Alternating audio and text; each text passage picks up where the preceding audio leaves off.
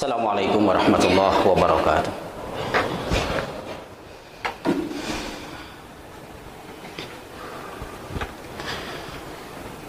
Alhamdulillahi rabbil alamin. Nahmaduhu wa nasta'inuhu wa nastaghfiruhu wa natubu ilaih. Wa na'udzu billahi min syururi anfusina wa min sayyiati a'malina. Man yahdihillahu fala mudilla lahu wa man yudlil fala hadiya lahu. Asyhadu an la ilaha illallah wahdahu la syarika lahu. Wa asyhadu anna Muhammadan abduhu wa rasuluhu la nabiyya ba'dah. Wassalatu wassalamu ala Rasulillah Muhammad ibn Abdullah wa ala alihi wa sahbihi wa man tabi'ahu ila yaumil qiyamah. Amma ba'du fa ya ibadallah, ittaqullaha haqqa tuqatih wa la tamutunna illa wa antum muslimun. Wa qala subhanahu wa ta'ala fil Qur'anil Karim, a'udzu billahi samii'il 'aliim minasy syaithaanir rajiim. Wabtaghi fi ma ataaka Allahu ad-daral akhirah wa la tansa nasibaka fid dunya wa ahsin kama ahsana Allahu ilaik wa la tabghil fasada fil ard innallaha la yuhibbul mufsidin. Sidang jamaah Jumat yang insyaallah dimuliakan oleh Allah Subhanahu wa taala. Sebagai hamba yang dhaif, yang senantiasa berada dalam kekeliruan,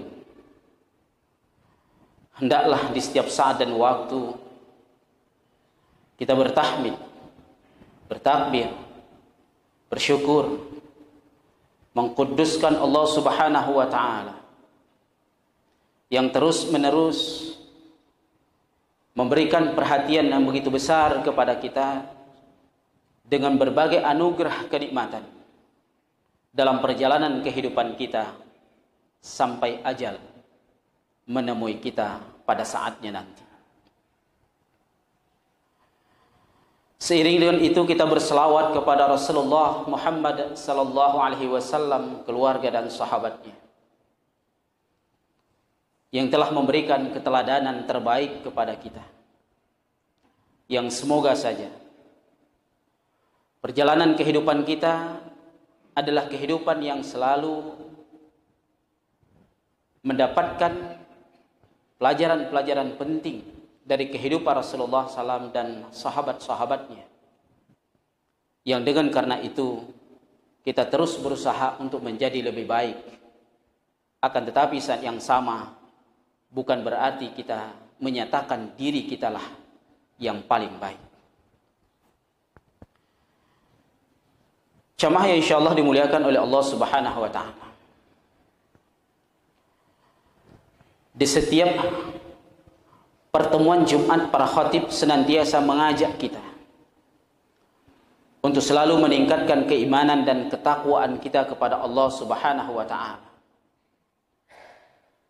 Dan itulah seruan yang senantiasa disampaikan oleh Rasulullah sallallahu alaihi wasallam dan para sahabat, yang merupakan seruan Allah Subhanahu wa taala agar kemudian dalam perjalanan kehidupan kita, sekecil apapun yang kita lakukan akan menghantarkan kepada sebuah nilai dan kualitas terbaik untuk kebaikan iman dan ketakwaan kita kepada Allah Subhanahu wa taala. Dalam firman-Nya Allah Subhanahu wa taala berfirman, a'udzubillahi minasyaitonir rajim. Ya ayyuhalladzina amanu taqullaha haqqa tuqatih wa la tamutunna illa wa antum muslimun. Jamaah yang insyaallah dimuliakan oleh Allah Subhanahu wa taala. Kehidupan ini dibatasi oleh ruang dan waktu. Dan kita menyadari betul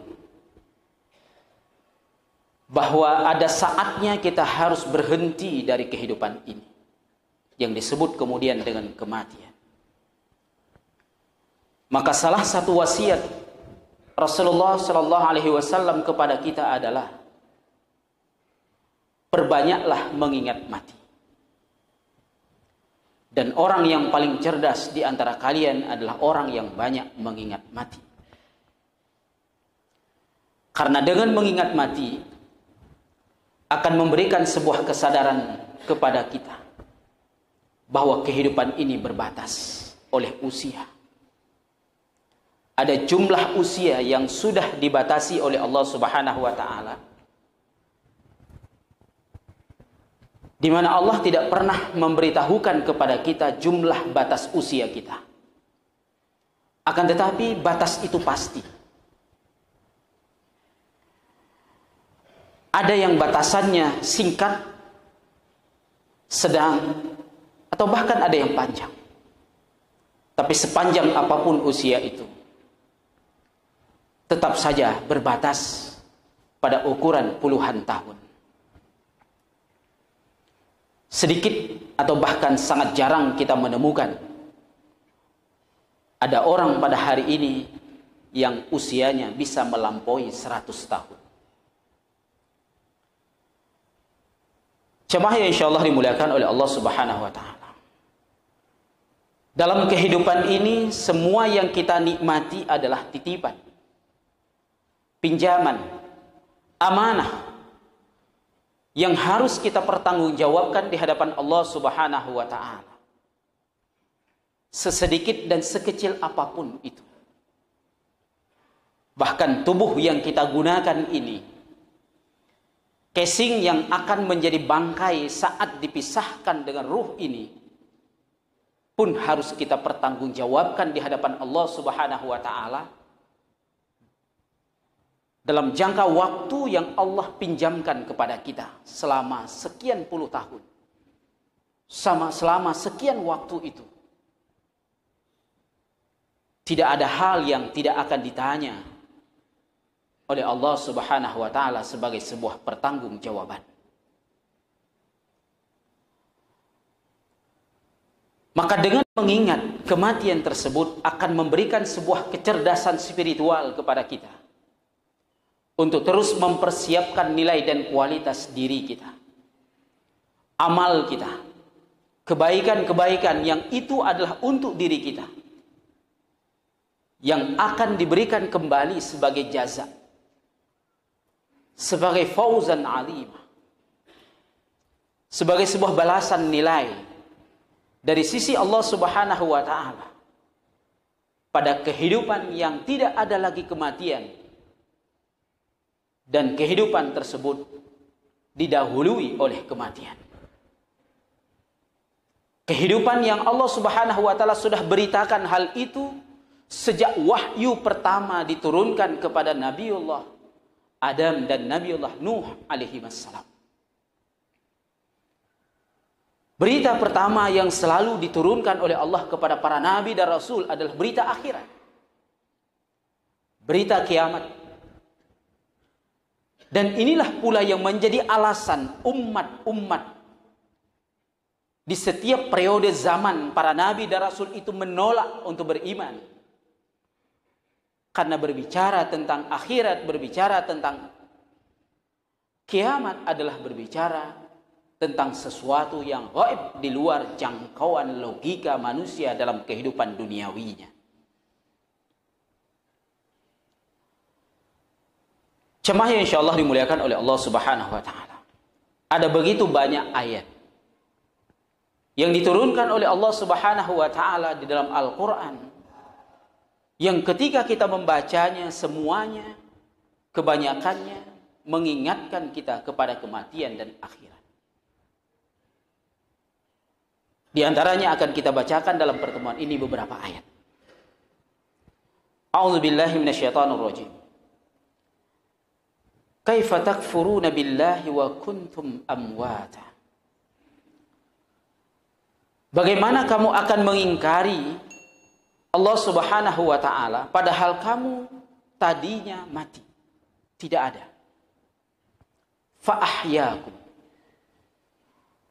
Kemudian Allah menciptakan kamu dan memberikan kehidupan kepadamu.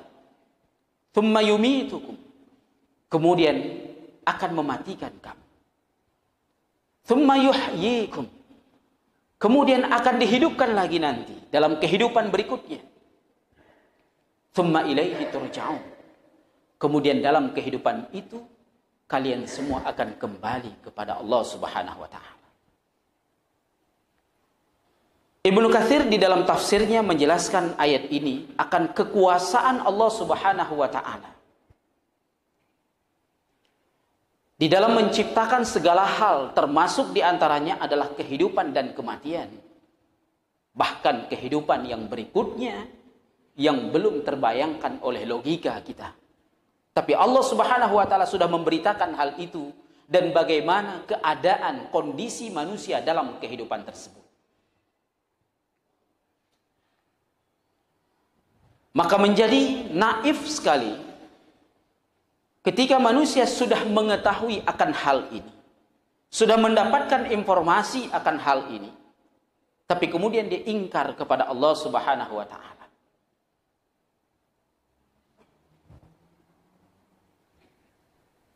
Bukan persoalan dia belum mendapatkan informasi dan keterangan,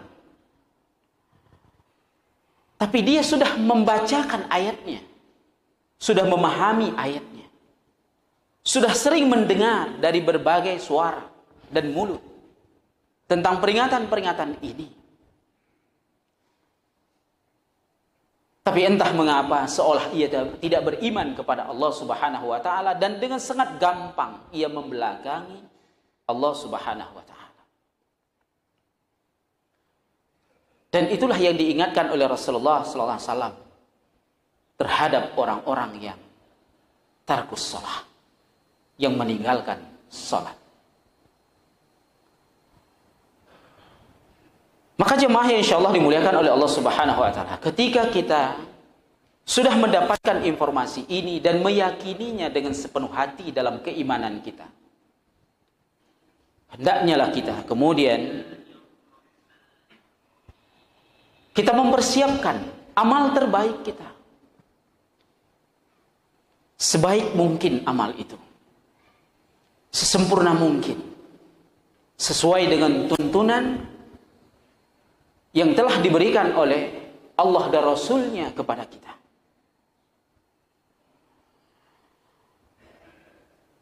Sehingga kita bisa menjadi semakin lebih baik dikala Allah Subhanahu wa taala memberikan sebuah intervensi di dalam mempengaruhi, mensibgh diri dan jiwa kita, hati kita, pikiran kita dengan semak amal dan ibadah yang kita lakukan itu. Karena sesungguhnya setiap kebaikan dan ibadah yang kita lakukan harus mampu memberikan nilai-nilai positif dalam kehidupan kita, dalam kepribadian kita, sehingga terbentuk karakter yang semakin lebih baik.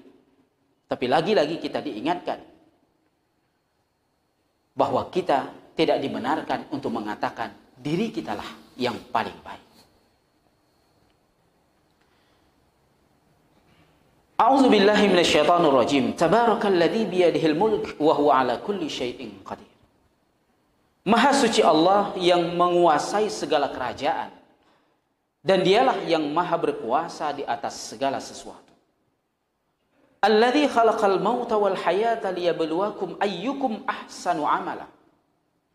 Dialah Allah yang telah menciptakan hidup dan mati untuk menguji kalian wahai manusia. Siapakah di antara kalian yang terbaik amalnya? Wa huwal azizul ghafur, dan dialah Allah yang maha perkasa lagi maha pengampun.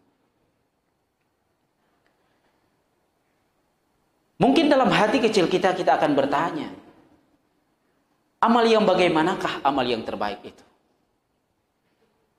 Maka Abu Hurairah meriwayatkan bahwa Rasulullah sallallahu alaihi wasallam bersabda, "Fa inna khairal amal adwamahu wa in qall." Sesungguhnya sebaik-baik amal itu adalah yang berkelanjutan, meskipun itu sedikit, meskipun itu kecil, tapi terus-menerus. Beramal sebaik mungkin juga berarti bahwa pekerjaan itu kita lakukan dengan penuh keikhlasan. Bahwa kita melakukannya untuk Allah, karena Allah, dalam rangka mencari keridhaan Allah, dengan kesadaran akan adanya kebersamaan Allah dalam setiap apa yang kita lakukan dan katakan. Maka ketika amal itu jauh dari kesempurnaan, bukan karena unsur kesengajaan, tapi karena unsur kelemahan kita yang memang tidak bisa sempurna, saat keikhlasan itu mewarnai hati kita, maka ketika itulah Allah Subhanahu wa taala akan menyempurnakannya dengan nilai yang terbaik dari sisinya. Jemaah yang insyaallah dimuliakan oleh Allah Subhanahu wa taala. Yang kedua,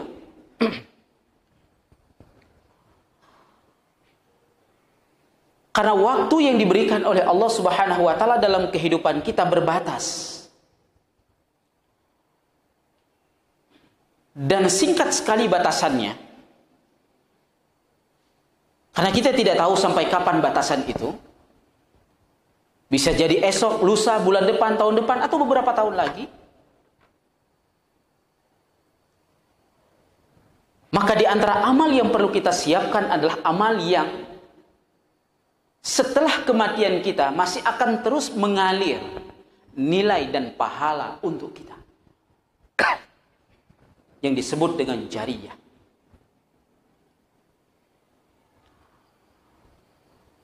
Satu sen yang kita sumbangkan di sebuah lembaga pendidikan atau di sebuah lembaga ibadah, apapun bentuk sumbangan itu, dan ketika di sana orang-orang datang untuk kemudian belajar dan mengajarkan ilmu Allah, atau di lembaga ibadah orang-orang datang ke sana kemudian untuk beribadah, untuk melakukan banyak kebaikan, maka bayangkan satu contoh sederhana saja. Satu huruf Al-Quran yang dibacakan, kita yang ikut ambil andil di dalam memberikan sumbangan di sana juga akan mendapatkan pahala yang sama dengan yang membacanya 10 kebaikan.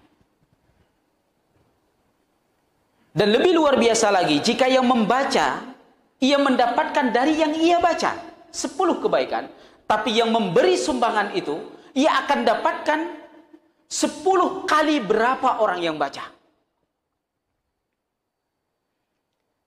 Ketika kita memberi kepada sebuah lembaga ibadah, masjid katakanlah, dalam satu hari, jika di masjid itu ada rata-rata 10 orang yang baca Al-Quran satu kali, maka berarti 10 kali 10. Jika 10 orang itu mengulang sampai 5 kali, di 5 waktu sholat, berarti 10 kali 10 kali 5.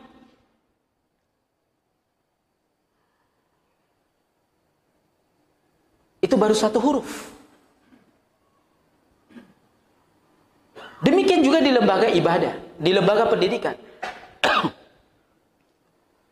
Saat orang-orang datang mengajarkan ilmu Allah, satu huruf yang ia ajarkan 10 kebaikan. Berapa orang yang mengajarkan dan berapa kali dalam satu hari yang diajarkan. Maka dikalikan itulah orang yang menyumbang itu mendapatkannya. Belum lagi yang datang belajar. Satu huruf yang ia dapatkan dalam pelajaran pada hari itu, 10 kebaikan, dikalikan berapa orang pelajar, dikalikan berapa kali pertemuan pelajaran dalam sehari. Maka itulah kalian-kalian, kalau kita ingin melogikakan dengan matematikanya, amal yang tidak akan pernah terputus. Bahkan ketika kita sudah dimakan oleh ulat, hanya tinggal tulang-tulang saja, tapi kebaikan itu terus mengalir kepada kita. Jemaah yang insyaallah dimuliakan oleh Allah Subhanahu wa taala.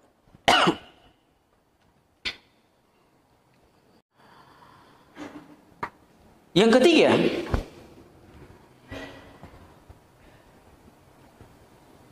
doa. Kita berdoa kepada Allah Subhanahu wa taala untuk kebaikan diri kita. Kebaikan amal kita. Kebaikan akhlak kita. Kebaikan kehidupan kita. Kebaikan akhirat kita. Kebaikan husnul khotimah di akhir kehidupan dunia menuju kepada kehidupan akhirat kita.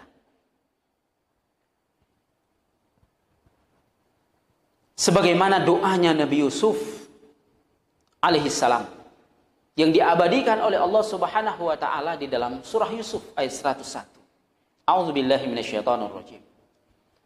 Fatiras samawati wal ardh anta waliyyi fid dunya wal akhirah. Tawaffani muslimah wa alhiqni bis salihin. Wahai Rabb pencipta langit dan bumi, Engkaulah pelindungku di dunia dan juga di akhirat. Tawaffani muslimah. Wafatkanlah aku dalam keadaan Islam. Dalam keadaan berserah diri kepadamu. Wa alhiqni bis salihin. Dan gabungkanlah aku. Pertemukanlah aku dengan orang-orang yang soleh di dalam surga.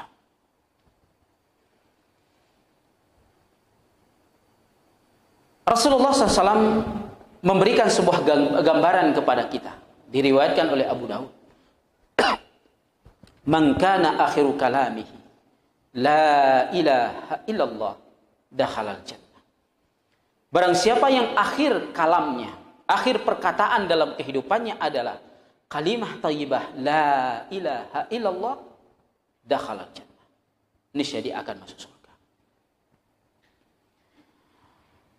Atau sebagaimana diriwayatkan oleh Ahmad dan Tirmizi dalam hadis yang lain ketika Rasulullah SAW bersabda, "Idza aradallahu bi'abdin khairan isti'mal." Apabila Allah menghendaki kebaikan kepada seseorang, maka Allah akan membuat ia terus beramal. Faqila sahabah. Para sahabat bertanya, "Kaifa yasta'milahu ya Rasulullah?" Bagaimana membuat orang itu beramal? Qala tuwaffiquhu bi'amalin salih qabla al-maut. Rasulullah SAW kemudian menjawab, Allah akan memberikan taufik kepadanya untuk melaksanakan amal-amal soleh sebelum kematiannya. Imam Ahmad mengatakan, yang aku pahami dari kalimat terakhir, yuwaffiqahu li'amalin salihin qabla al-maut adalah Allah mematikan orang itu ketika ia sedang melakukan amal solehnya, kebaikan. Jemaah yang insyaallah dimuliakan oleh Allah Subhanahu wa taala.